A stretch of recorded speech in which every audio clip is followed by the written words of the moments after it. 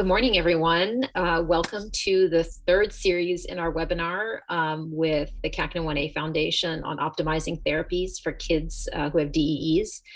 We're super excited for this webinar today on equipment, which we know is a huge challenge and issue for so many people. And we're lucky to have an expert with us today that Sunitha is going to introduce us to in just a second. But I want to just start by saying, so we're recording today's webinar. It will be available in a couple of days online. We'll send that out.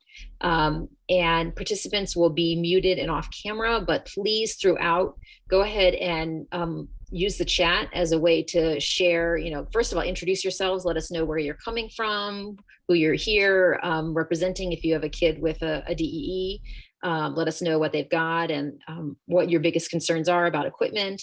And as we're going through, if you hear something that resonates, feel free to jump in the chat and say, oh my gosh, this makes a lot of sense, or I love this.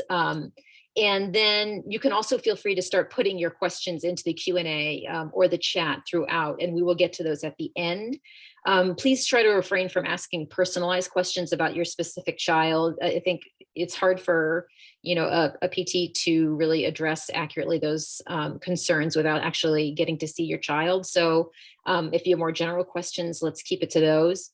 And we will, of course, have lots of references, to share with you to help you learn more about these issues. So I always forget to introduce myself, but for anybody who doesn't know me, I'm Gabi. I'm the co-founder of Deep Connections. And we're really excited about the series that CACNA1A, our friends at CACNA1A Foundation brought to us. So I'm going to pass it over quickly to Sunitha to introduce our guest today, because there is a ton to talk about, and we'll see you at the end for questions. Thank you, Gabi, and thank you, Theresa, for being here with us. For those of you who haven't joined either of the first two webinars in this series, you haven't met Tracy yet, but you'll get to know her really well. Just wanted to briefly introduce her before she starts her presentation today. Theresa has over 35 years of experience as a physical therapist, and she specializes in the field of pediatric physical therapy. In addition to her bachelor's degree in physical therapy, she holds a master's degree in early childhood special education from the University of Texas in Austin. She's also been an instructor at the University of Texas in Austin, specializing in training teachers for working with children with disabilities. We're so grateful to have her as part of the CACNA1A community and for graciously sharing her expertise today with us and throughout this webinar series. Thank you, Theresa. Thank you. I'm going to just share my screen real quick here.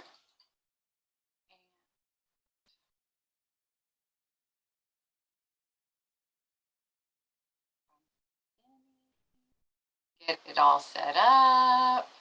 The hardest thing, right? Technology. So welcome back to those of you who have been with me through the first two and into the third one. I hope you're enjoying the information and that you've been able to gain some useful little tidbits. Today, we're going to talk more about children who don't follow typical developmental paths, right? So kids with more severe developmental delays and how adaptive positioning equipment and technology can be an important part of their life. And those of you who have children that have severe motor and cognitive and other delays in their development know how important it is for positioning equipment. So these are kind of the things we're going to look at today. We're going to look at different types of adaptive equipment and what some of the benefits might be for each of those. We're going to talk about some of the medical terminology of DMEs. We're going to look at how to write a good letter of medical necessity, which I know parents do not do, but a lot of your therapists do this for you, and then you wind up sometimes with equipment getting denied, and so letters of medical necessity become pretty important. And we're going to wrap it up with a case study, and I'm going to kind of show you how you're going to put all of this together for a child, and hopefully that'll give you some ideas. This is actually a little note from last time. I found this resource. It's an adaptive dance program. It's free. It's Zoom classes. And this will be in the resources that Gabby will have. So you'll be able to capture this. If you want to take a picture of this slide, you can. This is how you get a hold of them. And they have dance classes for all ages of kids. So I thought that was pretty cool. I just found out about them a couple of weeks ago. So we're going to dive into positioning. This is one of my favorite topics. I spent a good chunk of my career early on as an adaptive technology specialist. And my role on my team was to look at positioning and access, right? And how do we get kids to be able to access things, and what does equipment look like? Now, 38 years ago, we had ugly equipment, nothing like what we have today. So I'm happy to say it looks a lot better than it used to. But I want to talk a little bit about the benefits up front, and then we'll go through each of the different areas and kind of key in a little bit more specifically on them. So very first thing I have to say is, for kids who don't follow, say, typical developmental path, positioning equipment can be the key to allowing them to function in their life, to be able to allow them to participate. And when I'm looking at positioning equipment, this is always my first goal. Like, I don't just buy a piece of equipment for a kid because I want it. It needs to have a purpose in their life. So as we're looking at this equipment, I want you to always keep in the forefront of your mind that we're looking at, how is this going to enhance their independence? How is this going to enable them to participate in their environment? For therapists, right? Like therapists, we always have our own secret agenda for equipment. And of course, I would tell you first and foremost is I need it to prevent or slow down skeletal deformities, because people are always worried about scoliosis, hip dislocations, things like that, right? So as a therapist, I always have a secondary agenda about that. But when I'm looking at equipment, I'm looking at how much stability does that kid need proximally. Remember, we're going back to our very first webinar where we talked about you've got to have this core, you have to have this proximal stability if you're going to have any kind of distal control. So our distal control, I'm going to remind you, that's our hands, that's how we chew, that's how we talk, that's how we use our eyes, that's how we use our feet, right? So if I need a piece of equipment to have some stable proximal controls so that I can use my hands better, that's what I'm looking for, right? So as we talk about equipment, we're going to talk about how different things can provide a little bit more support. And I'm going to show you some kids and show you what a difference that can make for them. I am really a person who loves for my kids to be like every other kid, right? I want them to be able to participate with their family, their peers. I think good adaptive equipment allows for that. It allows for self-esteem. It allows them to do things for themselves. It allows kids to be able to play. It allows them to participate in family nights and community outings. And most importantly, equipment should be comfortable. And I will say, adaptive equipment has come a long way in the last 30 years, and it is way more comfortable than what we used to have to work with. I used to have to build most of my equipment because there wasn't anything on the market. Our health benefits are numerous, and I just want to remind us of the secondary benefits that we can get out of good positioning. So we can help improve respiratory function, our cardiovascular system. Digestion is a biggie. Good positioning can really aid in digestion. Overall, it can improve the quality of life that a child has as they grow up into an adult and they're still using positioning equipment. It can improve oral motor control, and that can be for feeding or for language. It can improve how they use their hands and how they're able to access their environment. And one of my favorite things is we can really improve the quality of their sleep. I just recently did a class and they were talking about how good positioning could really improve quality of sleep. So it's really I added that on there for this one. So we're going to start with seating, because I think sitting is the very first thing that most of us think about. So even if I'm working with a baby, right, a lot of times we're working towards sitting up first. That's our first goal in therapy, besides getting their head up. So we're going to look at adaptive seating and how we want to approach seating, because it's a little bit different, I think, for some therapists and some parents, how we think about it. And so I'm going to encourage you to kind of think about it in a different way. So when I'm looking at either building a wheelchair or getting some adaptive seating that maybe I can buy commercially, on the market, what I'm looking for is, how is that child going to be able to access their environment in this piece of equipment? I need to look at what they do in their day. Like, what are their routines? And then what I try and do is find adaptive equipment matches that allow them to participate. So if we were in a classroom setting, I will have a different piece of equipment if they're going to have circle time or story time versus if we're going to PE or recess or the cafeteria.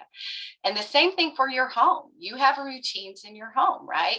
You have routines where you eat, where you bathe, where you dress, where you watch TV, where you play family games. So we want to feature match our equipment to the activity the child's actually going to need to do. So if I'm looking at seating, the very first thing I have to look at is, what kind of proximal control do I need to give this kid so that someone's not having to hold them, right? So parents only have so many hands and so many hours in a day to put their hands on their kids. So if I can find a piece of equipment that the child can access independently and be able to do an activity on their own, or with a family, or with their siblings, or with their peers, then I have found something that's going to successfully keep them in place. And I'm going to share with you a little rule that a really smart feeding speech therapist taught me way back in the beginning of my career. She looked at me and she said, "What happens at the hips, I see at the lips. So you need to get those hips under control so I can do something with this mouth." And I really had to think about that for a little bit, right? I was a new grad and I was like, what is this woman doing, right? Why is she telling me this? It's true. If I cannot get a stable pelvis and a stable core for that child or that adult to work off of, then what is going to happen at their mouth, with their swallow, with their language, is going to fall apart. They have to have a stable base to work off of. The thing about seating is, we don't always sit in one position all day long, right? Like in my day, if I think about all the different places I go and sit in my day, I sit in my car, I sit at my desk, I sit on the couch, I sit in my kitchen, I sit on a bar stool, right? I don't always sit in the same piece of equipment, right? If we thought about all the things we sit in. So if we're going to get a wheelchair or seating system for a kid, we need it to be a little bit dynamic. And by that, I mean, it needs to be changeable. So that if I'm sitting watching TV, that's a different kind of sitting than if I'm sitting and I need to use my hands, or I'm sitting so I need to feed and I'm able to use my swallow efficiently. I also think that seating should just support as much independence as possible. I don't like to over position kids. And sometimes I put lots of pieces and parts on equipment, but I don't use them all the time. I might use these pieces when I'm traveling on the bus to school, because guess what? I need that for safely riding on the bus to school. But when I'm at school and I'm feeding, I don't need these straps or this piece, right? So I really try and give them as much independence from their equipment as possible. I think equipment should look good. I think we should look good in it. Unfortunately, our society judges people by how we look, right? We see it in magazines all the time. And the better our kids look and the more they're able to interact with their environment, the more that people are open to meeting our kids and being a part of their lives, right? And they're open to asking questions instead of making judgments about, oh, this child can't do this or that. That's not true. Our kids do lots of things, and they do lots of things every single day. So I think looking good is important. I know as a parent, one of the things that you always ask me is, okay, how hard is this chair going to be to transport, right? Like, how heavy is it? I only have a little Honda Civic. Is it going to fit in the back of my trunk? Or I have a van and I'm going to need, it to have a tie down system. So being able to transport it becomes a really important aspect of what we're going to talk about. So I wanted just to show you some commercial products. These are some, and there's tons. Like, you could Google seating products and you would get hundreds, right, of different kinds of seating things. So these are just a few. These are not by any means all encompassing, but these are commercial things that are not typically covered by Medicaid or insurance. And we're going to talk a little bit at the end how you can fund some of this equipment outside of your insurance or Medicaid providers. My granddaughter actually uses this little chair and she always has snack time. This is also where she finger paints. This is also where she does a lot of her fine motor tasks because it gives her a stable base to work off of. Her feet are flat on the floor, but she doesn't need head support or trunk support. So something simple works for her. She doesn't sit in the same thing all day long either. She has different tasks for different times of the day. This chair I really kind of like. It's super pricey, but it's a high-low chair, so it can go all the way to the floor and all the way up. So it can sit at the table with the family for dinner, or it can sit on the floor and she can play with her siblings. So lots of choices in equipment. We're going to look at, these are not my favorites. These are stroller type seating, and Medicaid and insurance do cover these. I don't recommend them. I don't order them for my families. They don't have good positioning options on them. They are lightweight and they're easy, to transport, which is, the whole point. They're a stroller. They're not a seating system. But Medicaid and insurance will generally only buy one wheelchair and or stroller. They're not going to buy you both.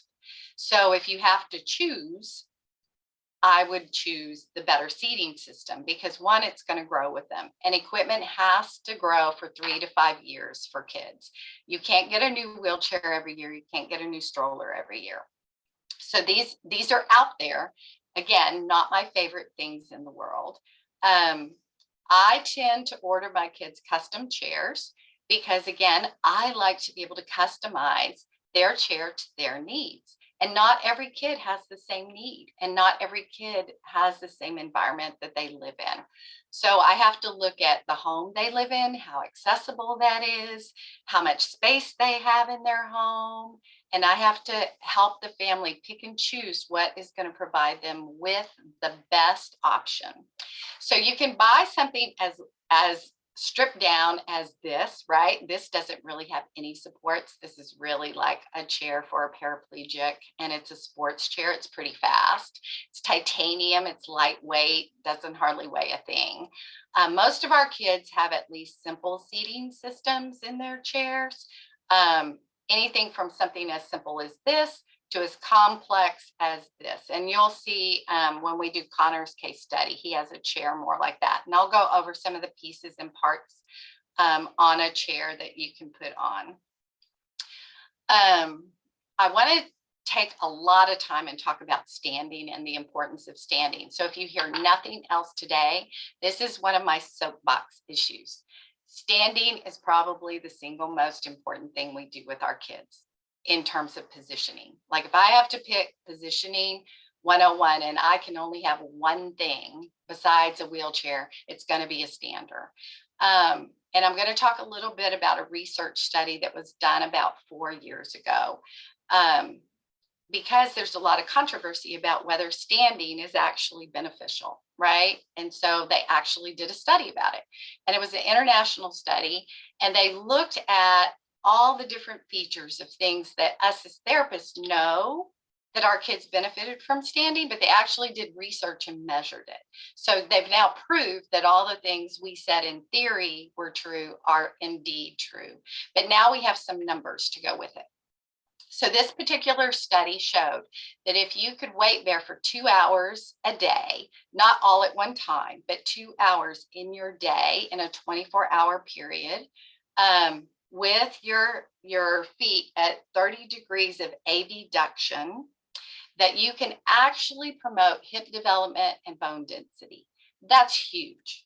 That is huge. So I want to explain a little bit about hip development and why it's important for babies to develop their hips. When we're born in utero, our hip socket is flat and our femur's flat, right? Because we're all contorted up inside of mom. And so when we come out, remember we talked about in development, we really have these contractures and our hips start to elongate.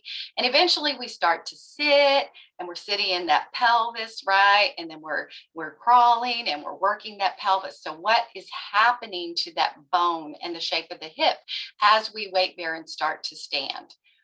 What happens is this head of the femur starts weight bearing into this acetabulum, into this little socket, right? And so as we weight bear, this starts to deepen and curve. And as we weight bear, our femur takes on that cool little shape, right? That it has.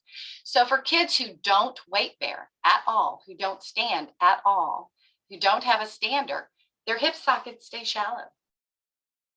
And so they're more prone to hip subluxations and hip dislocations as they get older, right?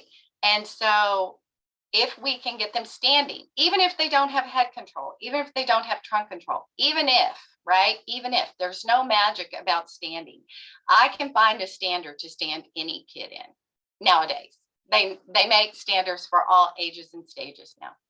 Bone density, we think of more with adults, right? As we age, we get osteoporosis, especially postmenopausal women. Our babies who don't weight bear, they have porous bones too. And they have very fragile bones. And so they're at a greater risk for fracturing their bones because they don't weight bear. So weight bearing, super important. Now, say you can't get 2 hours a day in, right? The research doesn't say all is for naught. There's still improvement, and you get improvement in all these other areas as well. So we're going to talk about some of the other bonuses from standing. One of the things I noticed early on is a change in vision. When I first started out, there were no standers. There were tilt tables. Right. And so kids had to be 12 before I could even get them in a tilt table because they were only made for big people, because like little people didn't need to stand. I don't know what people were thinking. So fortunately, I had a friend who was married to a welder, and she built, her husband would build us little standers for our little kids. And we started standing these kids when they were 2 and 3 years old. And we were on the cutting edge back then at 2 and 3, right? Standing kids. And our VI teachers were coming to us and going, what is going on? Like suddenly they're using their eyes and they're looking and they're paying attention to their environment. And the only thing we had changed was we got them upright and standing. And we started to notice this correlation between upright and being upright, developing vision. So there's a correlation there. And my own personal theory is that if you're laying on your back all day long, your ceiling fan and your lights soon become very uninteresting. And if you're upright and you're looking at the world this way, suddenly there's a lot to look at. So there's a motive to use your vision. Better environmental interactions, we just talked about that. Upright definitely helps our health. Digestion and constipation issues are a huge plus for standing. I encourage kids that are tube fed, feed them standing up in their stander. It really helps their digestive process. We had a little boy in our school that was so constipated. And when he came to school with us, we would stand him in his stander first thing in the morning because it would help him poop. And then he was okay for the rest of the day. But if he came back on Monday morning and he had not had a bowel movement all weekend long, he just screamed until he had a bowel movement. We could put him in his stander and he would poop. And it was great. It was like this thing we knew with Joseph, this was going to happen. It improves our respiratory function, keeps our kids out of the hospital with their pneumonia and the frequent fluid buildup in their lungs. And people always ask me about goals and how you set goals with standers and positioning equipment, because the goal is not the equipment. The goal is what can they do in the equipment and how does that help them? And so Gabby has asked me multiple times throughout our putting this together is how do you show progress? How do you get progress? Well, this is how I measure progress for my kids, is I measure it in minutes and in those little tiny steps. So if I start a kid in a stander and he can only tolerate 5 minutes and that's all he can give me, over the next 6 months, if I can build him up to an hour, that's great. Of that 5 minutes, how many seconds did he hold his head up? How much did I have to tilt that stander back, or could I bring it all the way into upright and he could hold his head up for 2 of those 5 minutes? How many physical prompts did I need to put on that stander? Did he need shoulder straps? Did he need just a trunk? Did he need a pelvic belt? What kind of prompts do I need to get some success? And then as he gets stronger or she gets stronger, what can I take off and how much more of this can he do or she do on her own time? So this is how I start to look at goals for kids. I measure them in tiny, tiny little increments. One of my rules, and this is just a tip to the parents, because when kids try new equipment, they don't often like it, right? It's not their favorite thing. It's something new. It's very scary. And so they cry. And when they cry and I take them out, what I've taught them is if I cry, I get to get out. So what I do is I use egg timers or timers on phones, and I'll say, we are going to stand in the stander for 10 minutes. And when this timer goes off, when this music goes off, we're going to get out. And I'm not going to get you out until the timer goes off. And we'll play and we'll do things, right? And before long, most kids learn that crying doesn't get them out of their stander. But when their timer goes off, they get to get out.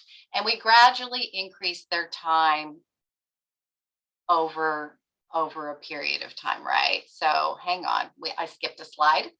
So here are some different standers. There's all kinds out on the market. So we have prone standers, they lean forward, right?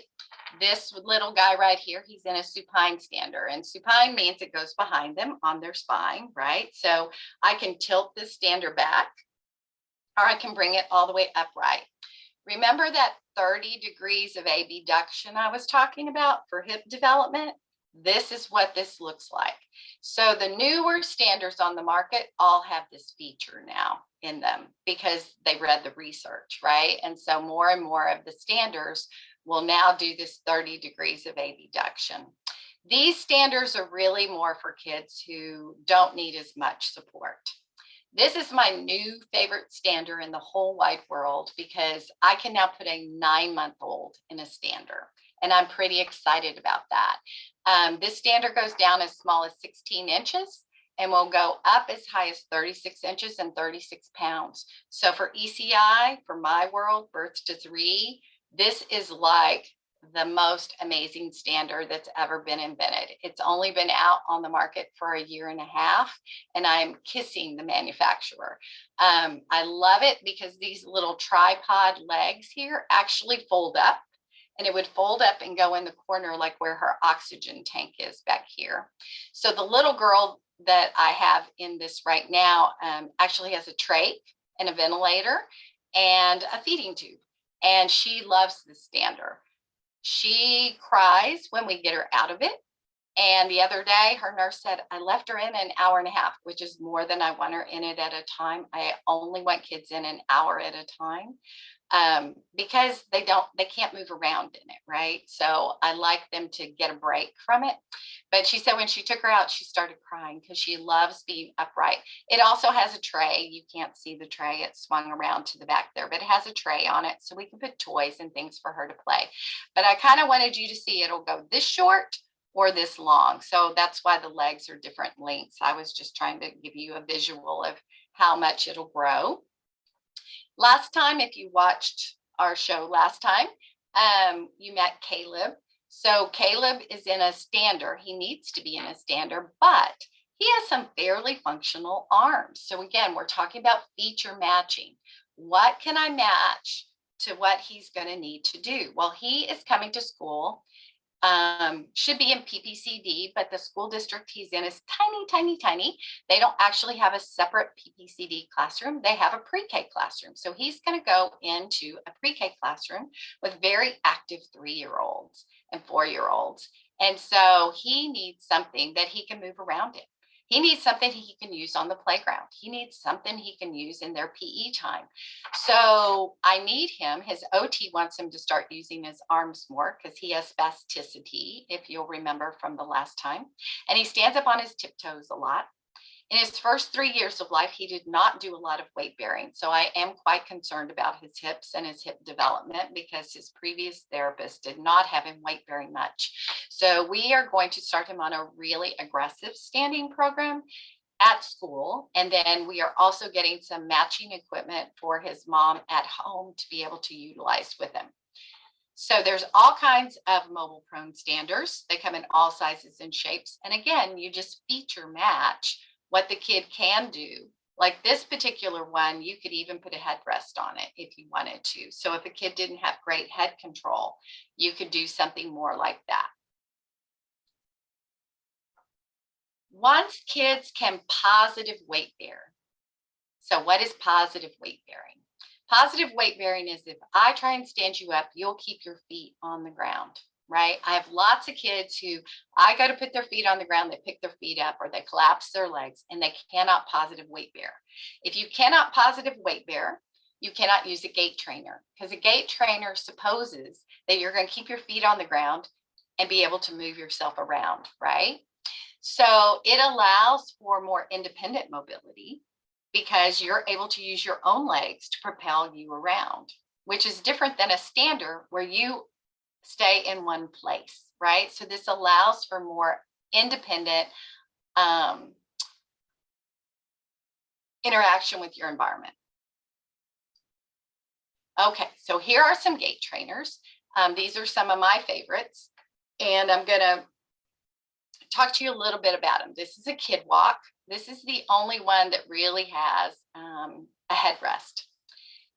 So they come with big wheels or little wheels. This is a pacer made by Riften, and they go up into big sizes. It's one of the things I love about Riften. One, they make great equipment, and two, they make it for all ages, all the way up into adulthood. I'm going to point you to this center picture. This is not a picture off of the computer. This is actually Connor, and you've met Connor throughout our talks, and he's going to be our case study today. So I just want to point out the hallway behind him because we're going to be talking about his daycare that he went to for special needs kids, and I want you to notice how big the hallways are. So we were trialing this gait trainer with him. And it happened to be Halloween, and Mom is an amazingly creative person. And so those of you who are as old as I am will recognize E.T. And he was dressed up as the little boy from the movie E.T. And he adored it. He went everywhere in this gait trainer, and he was just so much fun. But he didn't start out being able to go everywhere in his gait trainer, right? So I want to kind of show you what it looks like when you start out in a gait trainer. This is his very first day in the gait trainer. And this happened to be a gait trainer that I had in my garage. So we were trying it out. I absolutely did not think he would be able to make that gait trainer go. We tried a pacer, we tried a kid walk. This was the gait trainer he could use, which we're going to talk about the importance of trials later on, but you absolutely have to try equipment with kids because even as long as I've been doing this, I guess wrong all the time. My kids humble me on a daily basis. So this is an old one. It's like 10 years old, and this is all the pony names. So pony, bronco, Mustang, right? So companies tend to name their things cute names. So this is the version of this.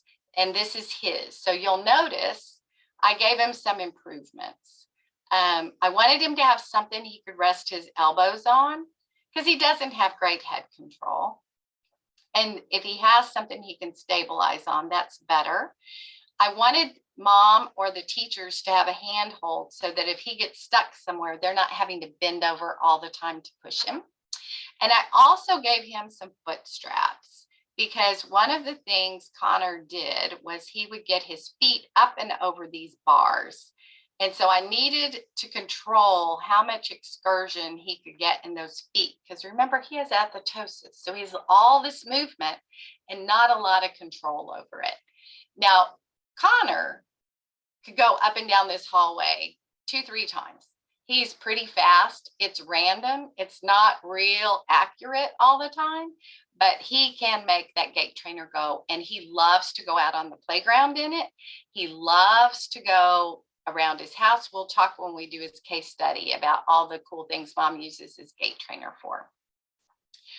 I want to reintroduce you to Jayden, because remember, he has severe low muscle tone. So we met him in our very first webinar. We were doing, again, gait trainer trials, right? So trial means I'm going to trial something. I'm going to borrow a piece of equipment from my DME, and I'm going to take it out to the family, and we're going to try it for 2 or 3 weeks or a month if I can get it that long. So we were trialing this gait trainer. So this is week 2 of his trial. And I just want to show you what he can do. And this is super exciting.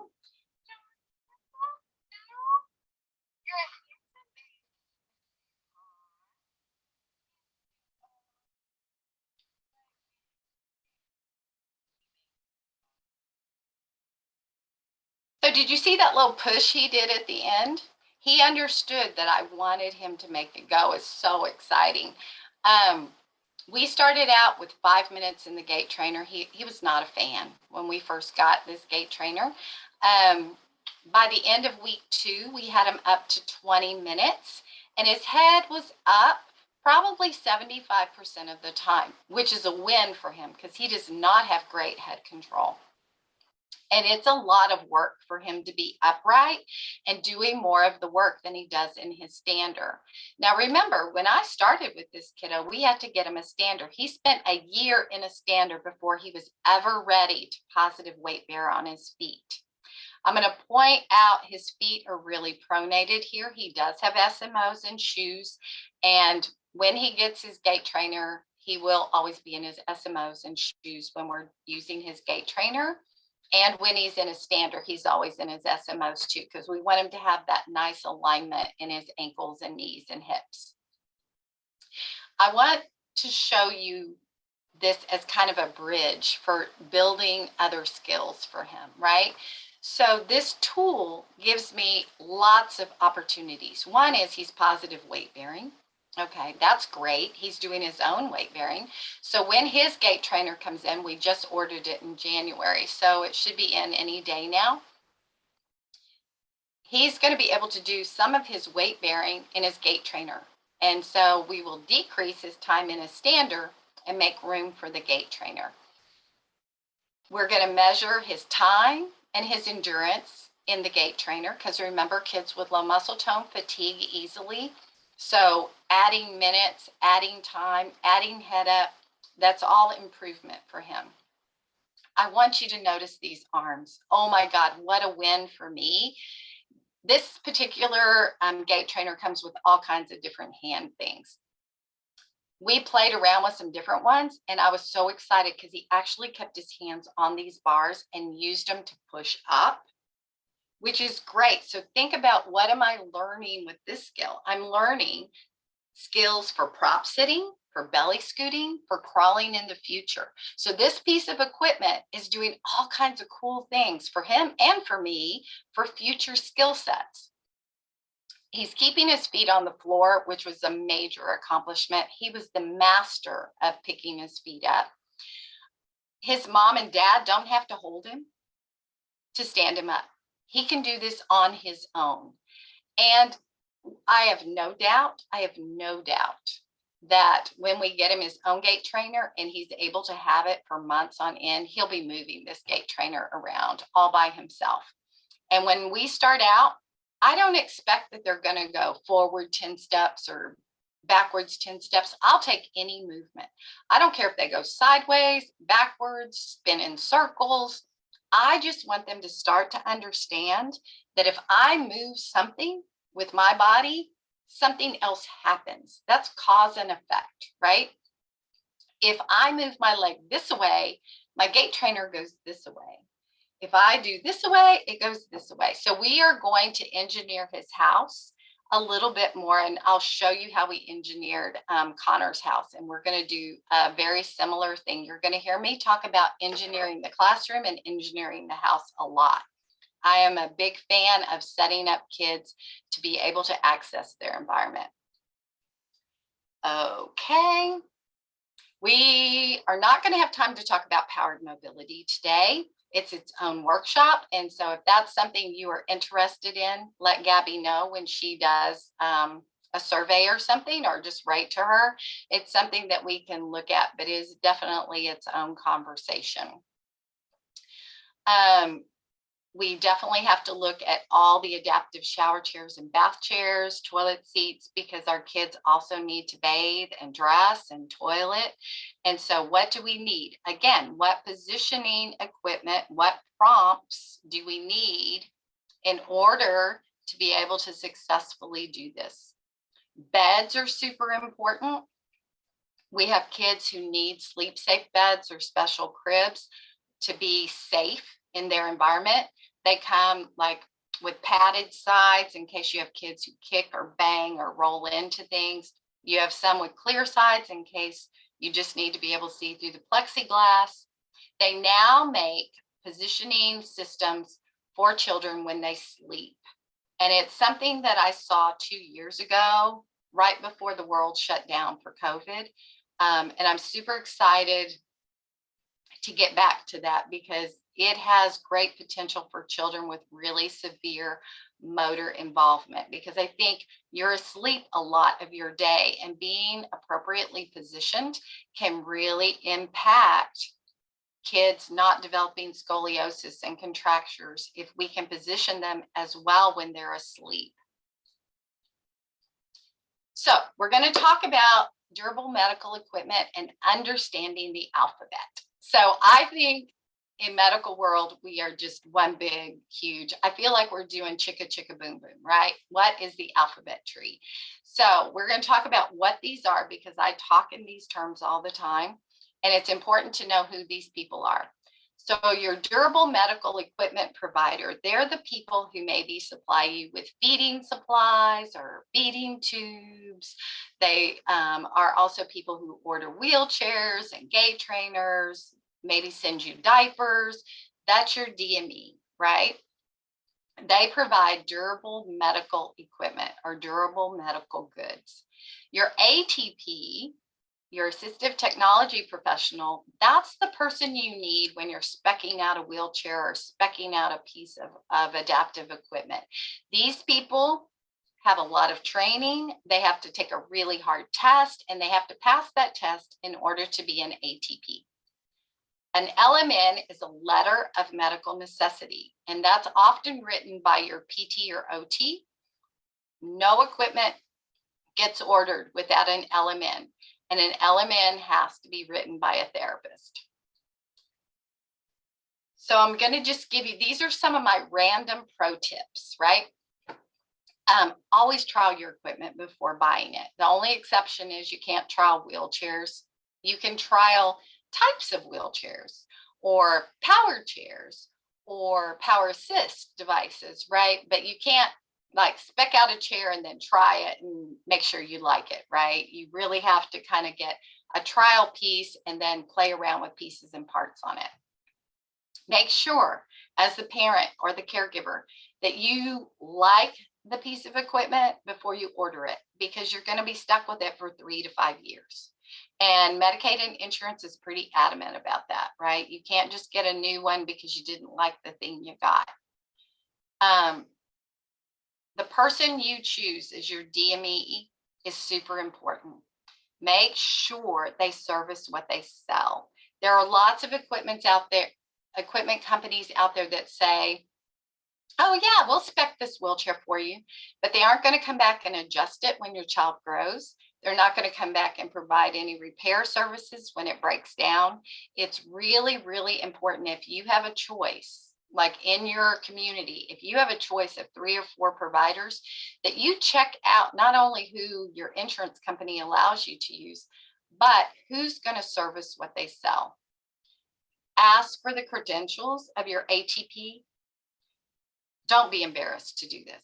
I do all the time. I use the same people all the time because I know they're certified and they're really good. But I'm always appalled when I'm out in rural Texas and I'll ask a family, where did you get this? And they're like, oh, we went up to the pharmacy and the clerk there, he ordered this for us. And I just want to cringe because all that person does is hand out toilet seats and bath seats for geriatric patients. He has no knowledge about how to spec out a complex wheelchair. You really need someone who knows what they're doing. And you have to have your therapist involved. I prefer, if I am someone's therapist, I want to spec my own chairs. I hate when my kids go off to seating clinic at some clinic and the therapist there sees them for a nanosecond and they order something that isn't going to work, because they don't know the child. And I know not everybody has a private therapist or a school therapist that works with them regularly. And so sometimes you have to go to these seating clinics and that's, what they do is you come in and they spend a bit of time with you and they talk to you about X, Y, or Z, and then they put together this chair. But ultimately, they don't live in your home. They don't live in your school. They don't know all the nuances of what that child may need to do in that chair. So whenever possible, have the therapist that knows the most about your child help you with getting the equipment. Letters of medical necessity. Okay, this is one of my pet soapbox issues as well. And this is a slam on therapists, right? We are the people who write these. and a lot of therapists are really busy and they've got big caseloads and they don't always take the time they need to write a good letter of medical necessity. So here are some tips in case you want to share them with your therapist, or if your therapist happens to be watching this video later on, they may learn something. You need to write lots and lots of detail. The problem that most of us therapists, we learned in school, be brief, because doctors don't want to read this lengthy dissertation about X, Y, or Z. So they taught us to be really brief, write things in abbreviations, use lingo. The problem is the people that work for Medicaid and insurance companies are often not medical professionals. They don't know anything about wheelchairs. They don't know anything about standers or gait trainers. They don't know why they'd be important for a 5-year-old to have a stander. They don't understand it. So you have to explain it as though they're an absolute idiot. And I say that with a lot of affection because I don't want to sit and read all of those letters of medical necessity. I would not want that to be my job. But the person who's reading it has to understand, why is it that I need this piece of equipment and how is it going to impact this child's life in a positive way? So what I have learned is you fill in all the spaces on the forms, even though they don't apply. So if it doesn't apply, write not applicable, because I've gotten denials because I didn't fill in all my spaces. So I fill in every space on every form that Medicaid has or insurance company has. I often write an additional letter because the other critique I have of their forms is I get this much space to write in and they don't expand. And it's not enough for me to discuss everything that this kid needs on this chair, especially kids with complex medical needs.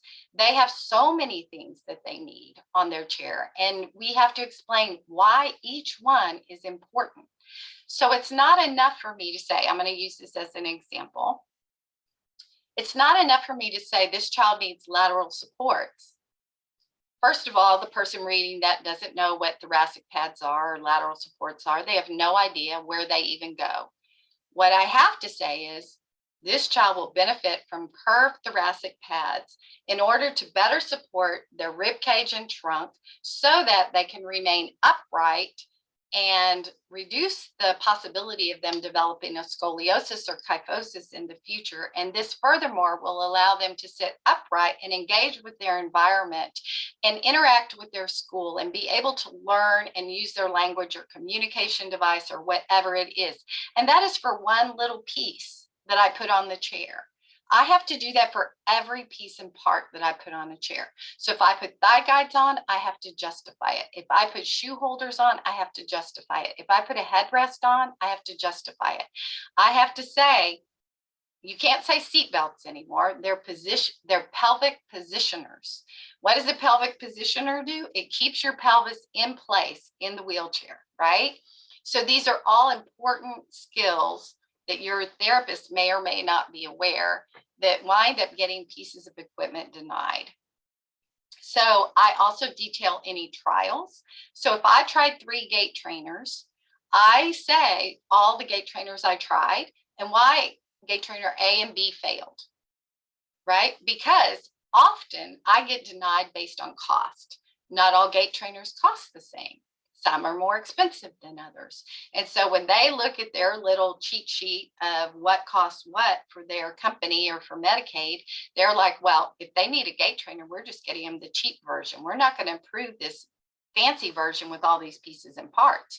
But if I've said, we tried the cheap version and it did not work, he could not move it, he could not use it, and he tried plan B and that did not work, and we tried plan C and he was able to do X, Y, or Z in it, then they know we have already trialed it and that it will be successful and the child will be able to use it. They're more likely to approve it if they know it's going to work. I also shamelessly use social interactions and positioning considerations. So I will often say things like, in the long run, this will prevent any medical issues such as scoliosis and hip dislocations, which will cost you about 75 grand in surgical fees. I am shameless about it. I make no apologies for it. I am trying to get my kids the things that they need. And I am going to use whatever I know is going to work, because insurance companies and Medicaid look at the bottom line, right? So if I can buy a $2,500 gait trainer versus a $75,000 hip surgery, I'm going to think twice about approving that piece of equipment. If you are denied, always appeal, always appeal. So Medicaid in Texas, at least, went through a phase 4 or 5 years ago where they denied everything first time around, and then you'd have to appeal it, right? And so they just wanted to see if we would stick to it. Of course, all that did for me was upset me, and so then they got really lengthy, detailed letters from me about how insulting it was to be denied pieces of equipment. But anyway, sometimes they just need more information, right? So always ask for a written copy of their denial letter. In their denial letter, they have to quote the policy and the policy number. Believe it or not, Medicaid has a manual about this thick of policies. And if you ask for the policy number, they have to tell you, where is it written, why this kid doesn't need this piece of equipment based on your policy. They don't like that, by the way, because they don't know their policy quite as well as they would, we would hope they would know it.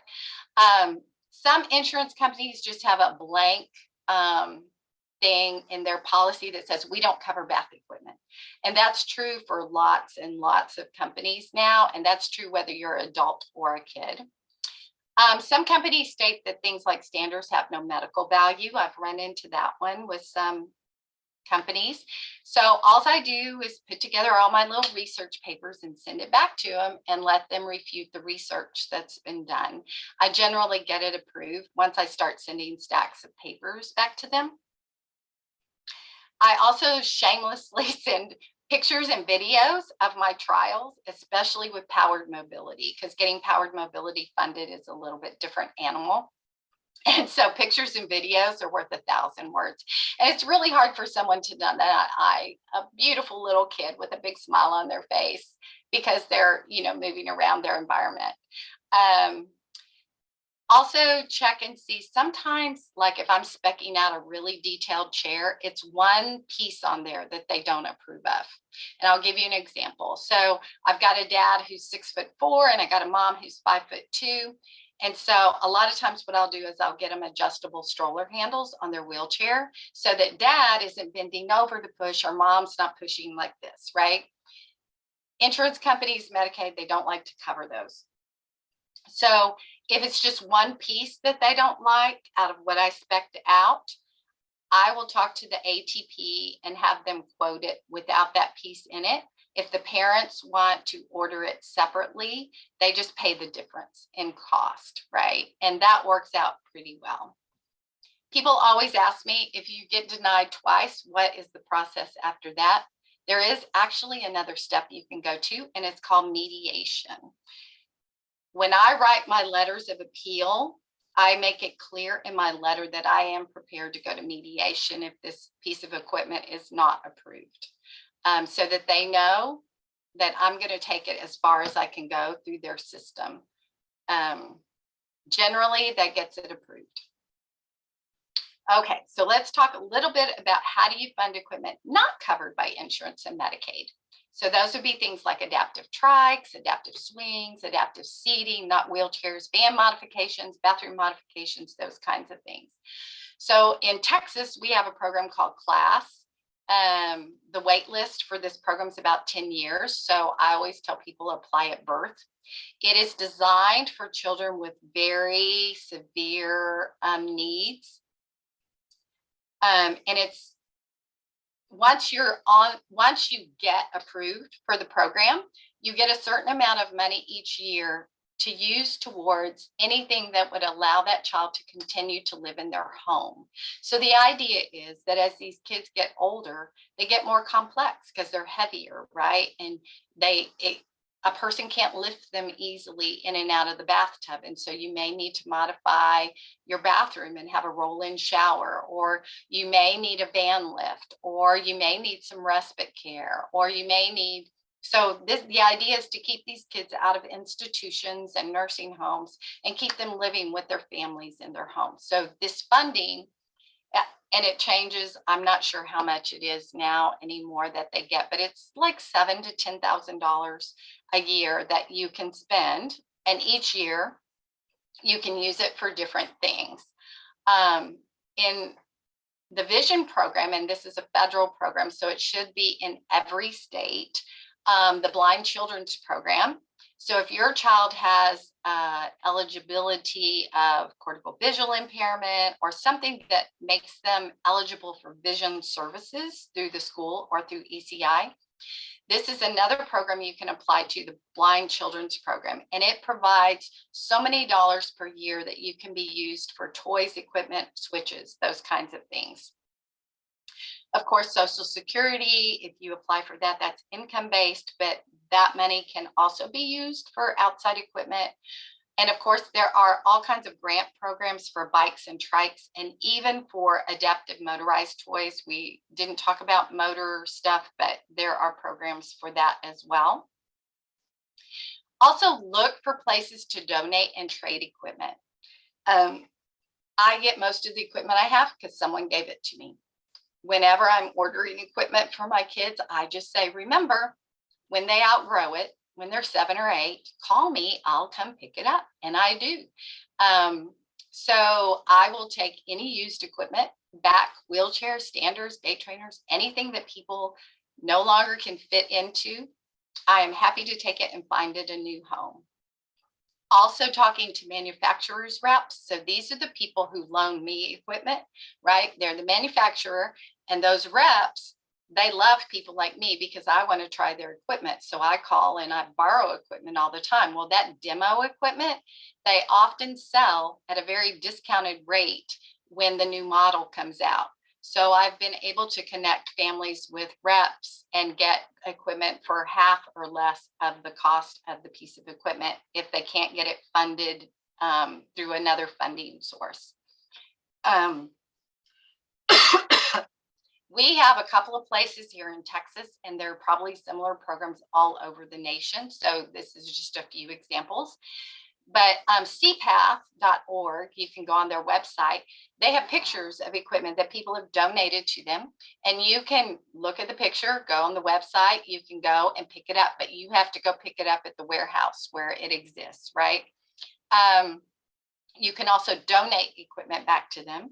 Terry Blessings, and this is his phone number, runs the same kind of program out of the Houston area, out of a garage, he and his daughter. He's an amazing person. Sometimes organizations, so I'm going to give you an example. This is PTFK Warriors. It's a Facebook group, and it stands for Protect Texas Fragile Kids. It was a Facebook group that started because of all the Medicaid problems that we had many years ago. But this group is amazing. They always are saying, my kid outgrew this. Does anyone need it?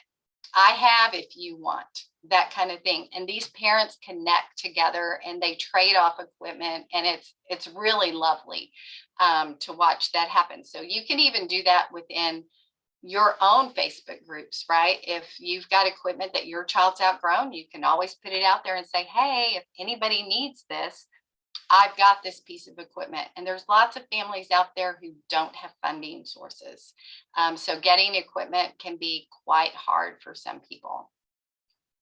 So, okay, I know we're running off time, but I'd love to do this case study with you real quick. And then we'll wrap it up for questions. So Connor, you remember we saw him earlier.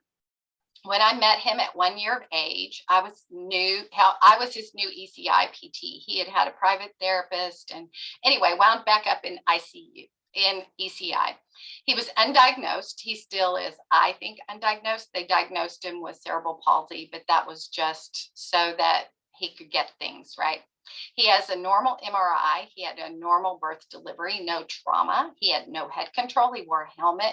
He had plagiocephaly and torticollis, no trunk control. He couldn't roll, lift his head in prone. He had a hypotonic trunk and very athetoid dystonic arms and legs. He could not weight bear on his legs at all. He could not sit at all. He could not reach or grasp. His vision was this chronic upgaze. He could not come down into his lower visual field. He was in a regular daycare. He had no positioning equipment, and he did have a yoga ball. This is where I started with Connor at 1 year of age. So I just kind of want to show you what you can do and where you start and how this process looks. Okay, so y'all saw Connor last time and how he moved. He has these really athetoid kind of movement patterns, just random dystonia. He doesn't really control any movements in his arms or legs. He doesn't have head control. There were 100 steps to making progress with him, hundreds. So I'm going to illuminate and highlight the Cliff Note version. So initially, I loaned him a stander and a kid cart, which is a type of wheelchair, because that's what I had, and that's all I had at the time. He needed something to sit in, and he needed something to stand in. I also loaned the family a floor sitter, which is like a tumble form chair and a tray, and I helped them get some AFOs. And he definitely needed some different hand splints because the OT had gotten some sucky hand splints that I did not like. He hated standing initially. We bribed him. TV, music, singing. We went from standing 10 minutes to 2 times, 1 hour, 2 times, and like twice a day for an hour. And it took us 6 to 9 months to get there.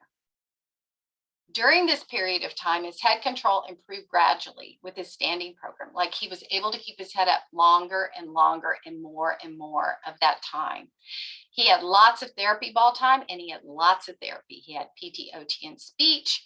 Unfortunately, OT and speech were with private therapy initially, and it was difficult to get them on board for some of the things I wanted to try with him. But as you will see, I eventually got all of his therapies back with ECI and our team.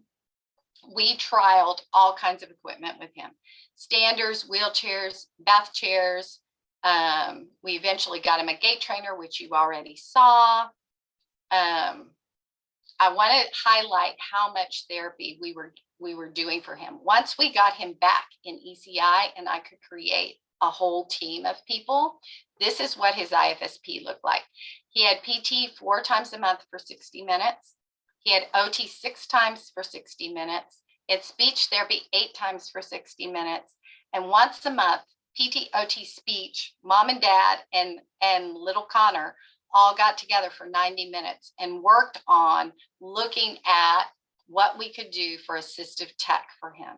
Because I wanted him to have a power chair and mom and dad wanted him to have a communication system. And it was going to take this whole team to do that. So I want to show you some of the equipment we started with. We got him AFOs. We got him this little blue chair with a tray. We got him a stander. He had a bath chair. This is him and his gait trainer. This is, remember I told you I was going to talk about some of the activities mom did. This was his egg hunt. She put his eggs up on the wall with tape so that he could egg hunt. We put all of his toys, we hung them on doorknobs and doors in his house. He loved bowling. And he was the bowling ball. So we'd stack boxes up and he would run in his little gate trainer and knock the boxes down.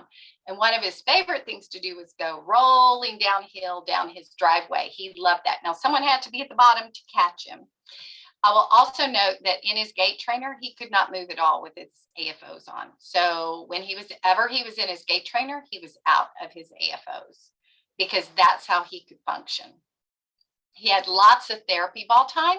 And this is mom with him on the therapy ball. She's an amazing mom. This is him in his wheelchair when he got his brand new wheelchair. And these are his beautiful hand splints that I love and adore. And I am shamelessly going to plug our next speaker and her talk, because she's going to kind of pick up where I left off today. I just want to highlight here, he had multitudes of goals. He couldn't feed well. He couldn't swallow well. His swallow study showed he was aspirating thin liquids. We had to start with solids. He had lots of hand skill goals. His OT was working on anything we could do to get him to use his hands anywhere. Because again, I wanted him to have a power chair. I thought, oh my God, he could be so independent if he could have a power chair. He had head control goals, trunk control goals, standing goals, walking goals, gait training goals, eye gaze goal, positioning equipment usage. This kid had a little bit of everything, right? He had so many things that we needed to work on that it took this big, huge team looking at all the pieces and parts. And lots of things had to happen before we could get him a communication device. First thing is he had to have a stable place to work. Without a stable wheelchair or stander or someplace for him to stably be, he wasn't going to be able to access his environment. He needed switches and toys and power links for us to try. We needed to try different things. We needed to find an access site. Could he use his hand? Could he use his head? Could he use eye gaze? Could he use his feet? I had a kid who activated their communication device with their big toe. Like, nothing is out of the realm of possibility. He had to have a consistent team, and this was really important. Moving him to the daycare where they had special needs kids, he had all the same equipment at home and at school. He had identical equipment. His teachers at that school were trained to work with kids with special needs. They are very gifted there. The regular daycare could not accommodate his needs. And it was a huge hardship for his family to do that, because it was a 45-minute drive one way to Sammy's house and 45 minutes back to their work. So they spent an hour and a half morning and evening getting him to this daycare. Without him being there, though, we wouldn't have gotten him where he needed to be. His speech therapist and his mom put together a low-tech system, which is what Mandy's going to talk to you about next week. And eventually we brought Mandy in because I wanted her to take a look at him. Our team was great, but we did not have anyone with the expertise for a high-end communication device. So this is what Connor looked like, just trying some switches and toys and communication devices. This blue switch here is an ultimate switch. It's one of my favorites. Because I can move it anywhere. I can use it as a head switch, a hand switch, a foot switch, and they're durable and they don't break. And they're on a gooseneck, so they're pretty easy to attach anywhere. All we're trying to do is get him to hit this switch, and then it'll make this device say the itsy bitsy spider that we sang into it, because he loved to hear us sing. So this is one of our very first 90-minute sessions with him, where we were just trying to get some basic information. And he sat here for the whole hour and did not hit that switch one time, right? So I'm saying this takes a lot of patience. It takes a lot of persistence. We tried foot switches, leg switches, round switches, light switches, things that provided auditory feedback, things that played music. Mom and dad really wanted a communication device. They were not interested in powered mobility, much to my, I was a little bit sad about that. But we thought, okay, none of the switches work. We're going to try eye gaze. So this is the very first time he's using an eye gaze device with Mandy, who you will meet next time. And so she's just teaching him right now in the moment how this works.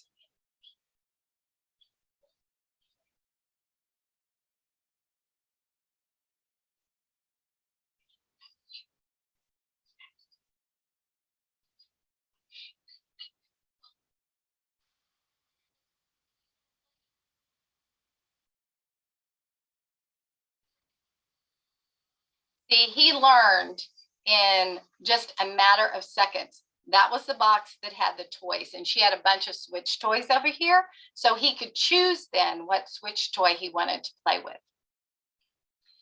So I want to give you a bit of an update. I called Mom over Christmas. After that initial assessment, which was done in end of January, right before the world shut down in March, we did that trial. And unfortunately then, everything shut down and he was at home and nobody was doing therapy in person anymore. And he finished out his time in ECI, turned 3. He has his own eye gaze device. His mom, God love her, persisted on even through COVID, did a trial with an eye gaze device, borrowed one for several months, and got her insurance company to pay for one. And he now has his own. He can now tell her when he wants to go to the toilet. He's toilet trained. Yay. He asks for what foods he wants. He tells her all kinds of things. He's about to get a new gait trainer. Mom has been homeschooling him. She quit her job. She was a vice principal at a school and homeschooled him for the last 2 years. And he's going to go into kindergarten in the fall of 2022. He's still a great candidate for a power chair. They also built a 1-story home that is accessible for Connor. And just kind of in closing, I want to say that parents, you are the most important member of this team. You are the child's historian. You are their visionary. You are the driver of their goals and dreams, right? And maybe you can't always see that every day, but Mom drove this story, right? I said, I would love to do this. And she's like, no, I want this, right? And that was her dream. And that's where she was right to go there, because he indeed is a very bright child that was trapped in a body. And so no one thought he could do anything, because he didn't have head control and he couldn't hold his head up and he couldn't feed right? When in fact, this kid is amazing. He's such a gem of a person. And now he can express that. So I want to encourage you when it gets tough and your therapists are like, keep persisting. A lot of things are possible for these guys. This is some resources, and I'm not going to go through them, but these are some of my favorite programs and assessments for working with children with severe delays. The first two especially are programs that I have used for decades. They are tried and true. You don't have to be a school system to use them. You can be a parent and read them. They're pretty simple. They all have assessments and they all have programming that go with them. What I tried to do is pick something that would help with every single thing. So Every Move Counts is more about language. Project Move is more about movement. Little Room is more about vision. Engineered Classroom is about feature matching and engineering your home and your classroom so the child can be successful. And the Snoozelen multisensory environment is about sensory profile activities. So these are all great, great, great programs, each in their own right. And again, I want to thank you for attending. I know we went over, and I want to thank CACNA1A and Lisa and Sunitha for all of their support and help, and Deep and Gabby for hosting these webinars. I hope you found them useful. I want to plug our next one, which is low-tech solutions for children with complex communication needs. And my friend Amanda Ludicky, who is super talented speech and language pathologist, is going to actually do the next two trainings. She's going to do one on low tech, and then she's going to do one on high tech solutions. I want you to note there's a difference in, it's going to be on a Friday instead of a Thursday, and it'll be at 11 o'clock still Central Time. So for those of you in CACNA1A, I'm going to shamelessly plug it. If you are coming to our conference this summer in July, I'm going to be there, and I am going to offer to do sessions for our families, and you can meet and ask me questions about your kids, because on video it's hard for me to do that. But if I'm lucky enough to get to meet you, I hope to see you in July at our conference. Thank you so much, Theresa. Once again, you know, I'm just sitting here and so many things are running through my mind, and we just are so grateful for your knowledge and passion, because it's really infectious. I just want to say, as a special education teacher, that so much of what you said resonated, because often I would see for example, you started out about how children have to sit with their feet flat on the floor and the importance of that. And as a teacher, I would often go into the general ed classroom and then see the kids with their feet not on the floor. And just that whole idea of having a team approach. And as parents, you know, you said it at the end, but parents know their kids best. And so, of course, we all probably want to move to Texas and have you be our child's, early intervention therapist, because and advocate for us, because you're just so incredible. But it's really important. And, you know, as you mentioned, that it's a team approach, but you always remember, as a parent, you know your kid best, and you should never feel uncomfortable advocating for your child and making sure, if you know that something's happening in one therapy, that it's carried over into another setting. I mean, it's just so important. So thank you for that. We did have one question from Anne. She actually posed the question when you were first showing Connor in the earlier in this, not at the end when you did the case study, but earlier when you were showing him in his stander, and she wanted to know how old he was. In the gait trainer, how old he was at that time. And then her question was really with regard to the gait trainer. Is there an age you recommend waiting to start using one, or is it just the ability to bear weight? Or just if you could touch on that again. Two of my favorite subjects. Okay, one is he was 2.5 when he or actually maybe 2.25 when we started in the gait trainer. To answer your question about an age restriction for gait trainer, no, there is not an age restriction. The younger, the better. The problem is your funding sources. So if Medicaid is your funding source, they will not buy you a stander and a gait trainer. They consider them the same piece of equipment. But if I order you a stander and I wait a year, I can order you a gait trainer and they'll fund it. But if I order it less than a year, they won't fund it, which is why I'm so excited about that new stander where I can stand them at 9 months, because then by the time they're a little over 1.5 years, I can go ahead and get them that gait trainer. Right now, that's my biggest limitation about getting gait trainers for kids and what age I can get it, is I have to wait that year. And it's a ridiculous rule. Like, who at Medicaid said, oh my gosh, you got to wait a year, right? Like, I always wonder, like, who makes up these rules? Like, it's not based on research, but no. And if you have a kid who, say, is already positive weight bearing, like if I have a kid who's already standing and weight bearing and they don't need a stander, I'll go straight to a gait trainer. I don't have a problem with that. But if I have a kid who doesn't have head control and trunk control and can't positive weight bear, I've got to start with the standard. I've got to get them there. A gait trainer would be too big a leap for someone with no head control or never doing any weight bearing. And I'll just say, back in the 80s, when I first started, I came into classrooms where kids had never stood ever. And they were already 15, 16, 17 years old. And I started standing them, and it was quite dangerous for me to do that, right? Because these kids had never been upright. And so we had to do it in tiny little increments, right? To get kids up and standing.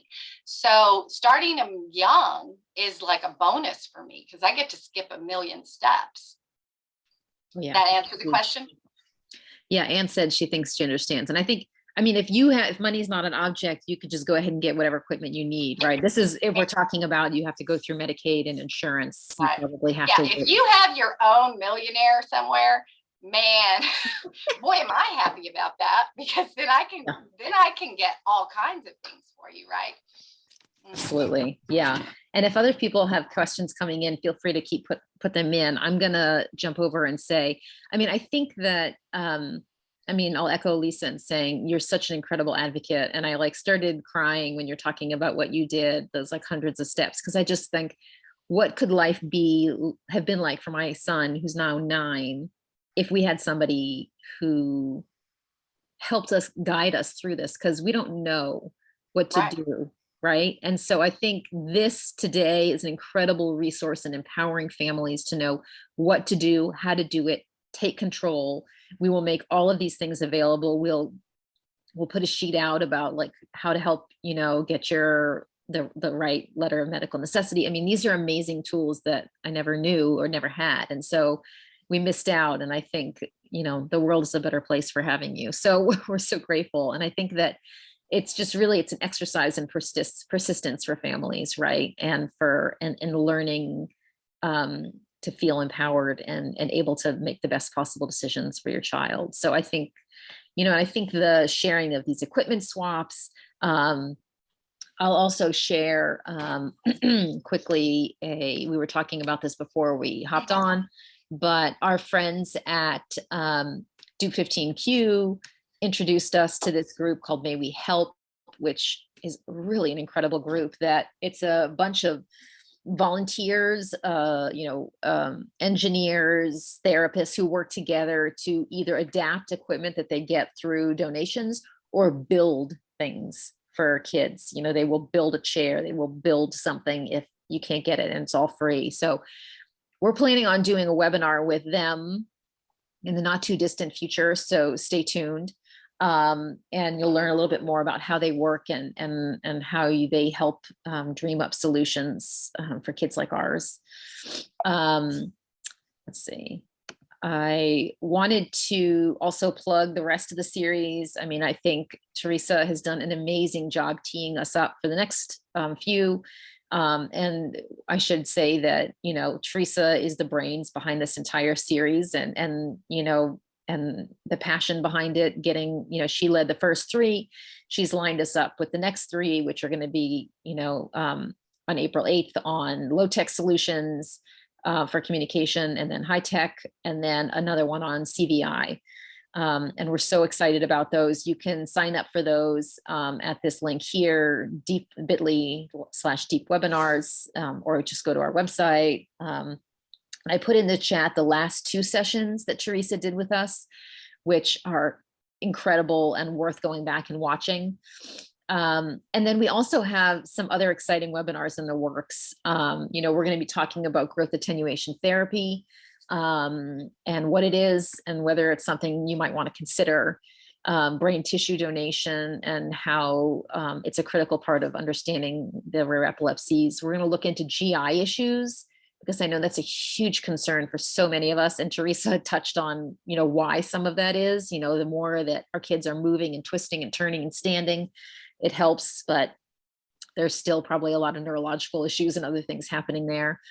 We're going to do an update on COVID and DEEs, and we'll be putting out a survey that we hope that all of you will participate in. We're going to be talking about puberty And if you want to stay on top of these, feel free to follow us on Facebook, Instagram, Twitter. We try to be on all these platforms. I'm not a TikToker yet, but maybe someday.